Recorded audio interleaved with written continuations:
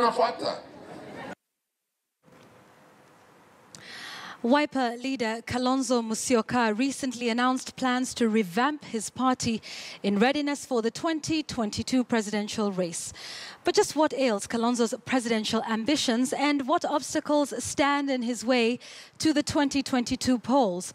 Our political affairs reporter Murimi Mwangi interrogates that in this week's edition of House of Cards.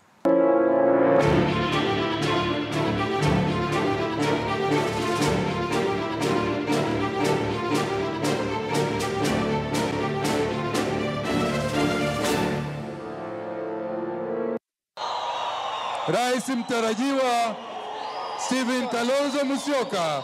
After breaking ranks with opposition chief Raila Odinga and defying calls to join retired President Mwai Kibaki's PNU bandwagon, the then ODM Kenya leader Kalonzo Musyoka, on his first stab at the presidency in the 2007 polls, made a declaration from Machakos. Kibaki akiwa pande hii, Raila akiwa pande hii, Kalonzo anapita hapo katikati. Unakumbuka hiyo? Na tulipita katikati.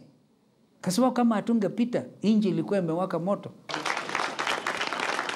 Yet that prophecy which came to pass with Kalonzo's appointment as Kibaki's vice president after endorsing a PNU ODM Kenya post-election agreement.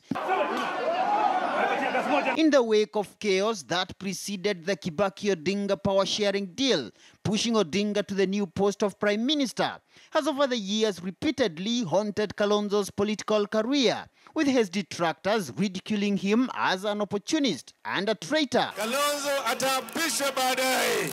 And after 62 days brushing off a fresh coward stag for skipping Odinga's controversial January 30th oathing ceremony, Kalonzo was back in Machakos with yet another declaration. This country now has brought to a closure mambo ya uchaguzi.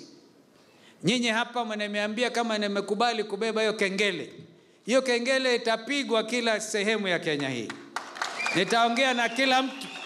We must have in Kitui 1 million votes. Makueni 1 million votes. Makueni, Machakos 1.3, 1.5 million votes. We will give you that basket. Once we give you that basket, Mheshimiwa Kalonzo, please go. But Kalonzo's planned nationwide Wiper revitalization campaign, widely viewed as the launchpad to his 2022 presidential bid, it appears is off to a bumpy start. Within his Ukambani backyard, Kalonzo is still fighting the homegrown rebellion, championed by 3 Jubilee-elected legislators, including 2 from his Kitui home county, who have been leading Deputy President William Ruto's Ukambani onslaught, and Machakos Governor Dr. Alfred Mutua, who, like most last-term governors, is keen to be a key 2022 presidential power broker. Casting doubts on the success of Kalonzo's renewed push for Kitui, Makueni and Machakos political and economic unity, which was to be a strategy to bolster his 2022 bargaining power for the top seat. I cannot become the president by just garnering the votes in Ukambani. I have to get votes across the country. So Maendeleo Chap leaders will be touring the country, selling our agenda so that we can start getting those votes. Atutalala. Kutoka sasa, musiseme it is too early. It is not too early.